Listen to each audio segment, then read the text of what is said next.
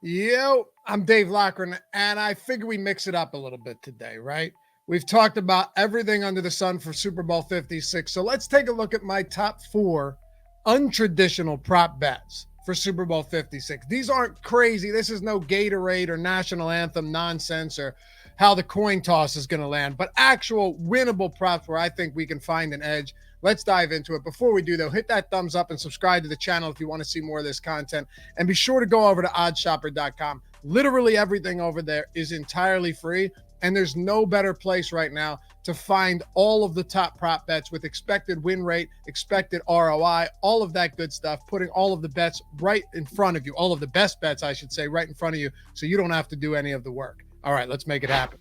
All right, the first bet we have, and before I get into any of this, I should say, DraftKings has not made it easy to find a lot of these bets. So you can find all of them outside of one under the Super Bowl specials. Once you click on the Rams and Cincinnati game itself, you'll see Super Bowl specials. Then there'll be another drop-down scroll beneath that where you can find these. The first one, you're going to look under player matchups. I love this one because, well, Van Jefferson hasn't been good, but neither is the guy he's been going up against from a yards per reception standpoint. This one, Van Jefferson, most receiving yards matchup against Tyler Boyd.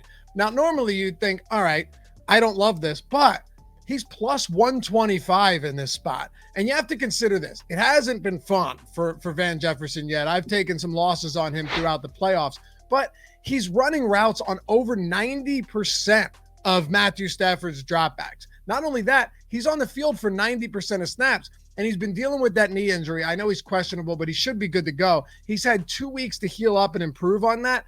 I like this a lot. I think Tyler Boyd's going to have a tough time getting a big yardage in a game like this, given that Joe Burrow should be under constant duress with Aaron Donald and Von Miller breathing down his neck. It's not a great spot for someone like Tyler Boyd. And even if it was, look at his recent performances. Yeah, he's getting some opportunities in terms of receptions and targets, but he's still the clear number 3. CJ Uzomah is expected back as well. So that just is another option in the passing game that Burrow likes to look towards. You haven't seen Tyler Boyd cross 36 yards in 5 games now. And in the playoffs, he's been middling at best, 19, 17, 26 yards in that big win in week 17 against Kansas City, 4 for 36. Van Jefferson hasn't been good either, but all he needs is one big completion, one big reception downfield, which we've seen him do many times this season to win this bet. And at plus 125, it's really hard not to like that. All right, next up, here's a fun one for you. The first touchdown score jersey number. So the prop on this, the over-under is 23.5. Let me tell you why I actually think there's an edge here. At 23.5, taking the under, and it is juiced a little bit, but seems to make a lot of sense. I'll tell you why. Cooper Kupp, he has the best or shortest odds as your first touchdown score, number 10. Joe Mixon is over 23. He's second. But then you've got Cam Akers, 23. It's under 23.5. Jamar Chase, under 23.5. Odo, and I'm just going down the odds on DraftKings for first touchdown score. Then you have Odell Beckham. So then you get into like Higgins and Higbee territory, who it looks like he's not even going to play anyway. And you've got 1, 2, 3, 4 of the top 5 with the shortest odds to score the first touchdown under 23. I'll take that any day of the week. It just makes sense. Next one, here's a fun one. The amount of Bengals, number of Bengals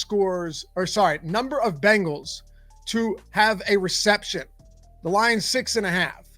Under 6.5 is even money, plus 100. I like this a lot, but there's a caveat.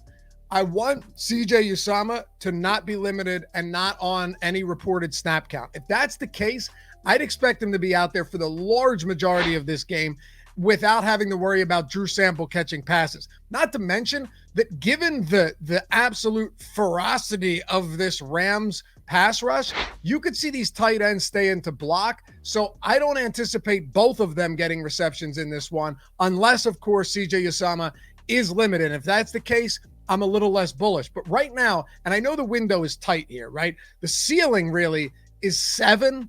The floor is 5. So we're trying to get inside that window. but in all 3 games that they've played in the postseason, and if you go back 4 games into the regular season that Joe Burrow has started, he has not completed passes to more than 6 players. 1 game was 5. 1 game he did, or 2 or 3 games, he didn't even target more than 6 players. I think the only one he did over that stretch was in the championship against Kansas City, and that was only because Usama got hurt early on and Drew Sample had to come in. So when you think about it, this is a Bengals team that's only going to run 3 receivers, right? You're going to have T. Higgins, you're going to have Jamar Chase, and Tyler Boyd. That's it, especially in the Super Bowl. And then as far as the running backs go, Samaje Perine behind Joe Mixon, he's not a lock to catch a pass, even though the other week he was very solid. He has gone many weeks without a pass, even if he has a target or 2. And then, of course, the tight end position. This is what it all comes down to. This is what could bury us, and this is what could put us on top. If CJ Usama is not limited, it's a great spot. He'll get the bulk of snaps, and we'll once again probably see the under 6.5, under 7 pass catchers to catch a pass from Joe Burrow against the Bengals. Now we just have to hope there's no trick plays.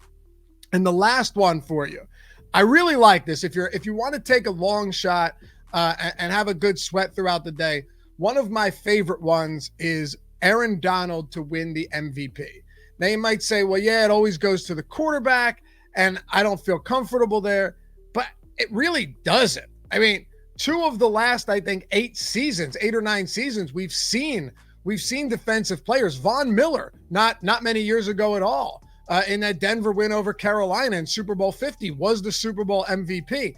It's very doable here. He's 16-1 plus 1,600 for Aaron Donald to win the MVP. No quarterback was sacked more in the regular season than Joe Burrow, 51 times. And he didn't even play in week 18, right? And then in the playoffs, no quarterback has been sacked in the playoffs as much as he had 12 times since Donovan McNabb in 2003. Right? He tied an all-time record against the Tennessee Titans, albeit in a win, for most times a quarterback's been sacked with 9 in that divisional round game. This is the toughest matchup in the trenches that they've had all postseason. Aaron Donald could absolutely get after him. He's a freak of nature. He's one of the best defensive players we've ever seen in our lifetime, and he's 16-1. I think it's a great spot to sprinkle a little bit of cash on and get that in there in case this ends up being a low-scoring game or just a bludgeoning by the Rams, who put a Cinderella story to an abrupt end for the Cincinnati Bengals. And to close this out personally, just as a little bonus, I'm laying the 4 with the Rams. I think this is one of the games that is won in the trenches. They're going to absolutely keep Burrow under duress all day long. And I think offensively, they've got more than enough firepower with Stafford, Kupp, Odell Beckham, and a good enough backfield, decent enough blocking to get the job done. So thanks for watching as always. Have a great weekend. Enjoy the Super Bowl. Let's win some money, and we'll catch you back here for the next one. Peace.